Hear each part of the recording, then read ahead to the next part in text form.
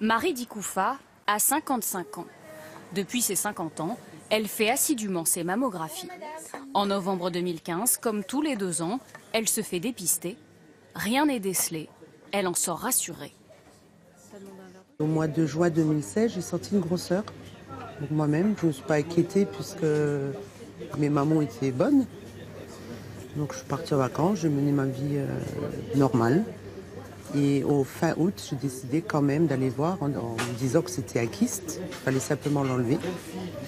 Donc j'ai fait une mammo qui a détecté une tumeur de 5 cm. Aujourd'hui, Marie Dikoufa est sous chimiothérapie. Pour la radiologue qui lui a fait les examens, c'est un constat d'échec.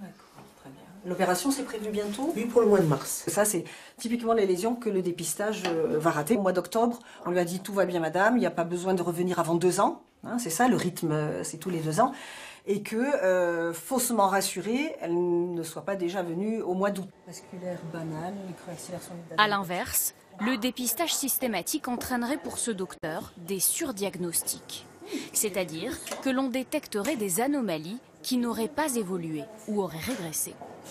En septembre dernier, un rapport commandé par le ministère concluait que le dépistage organisé devait être revu et corrigé. Il recommandait aux médecins de faire du cas par cas et d'informer chaque femme des risques du dépistage.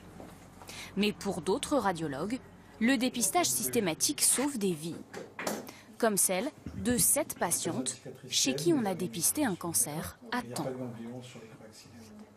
J'ai eu un diagnostic quand même assez précoce, avec une petite tumeur, pas d'atteinte ganglionnaire, donc une chirurgie très limitée. Là, c'est une illustration manifeste du bénéfice du dépistage du cancer du sein, et que lorsque l'on compare par rapport à tout ce que l'on peut reprocher, c'est-à-dire les problèmes d'irradiation, c'est-à-dire les problèmes de faux positifs, les problèmes de surdiagnostic, eh bien, cette patiente a bénéficié du dépistage en évitant une chimiothérapie. Le ministère de la Santé devrait bientôt faire des annonces sur la refonte du dépistage organisé. Indépendamment de la mammographie, l'autopalpation reste indispensable. Et on revient maintenant.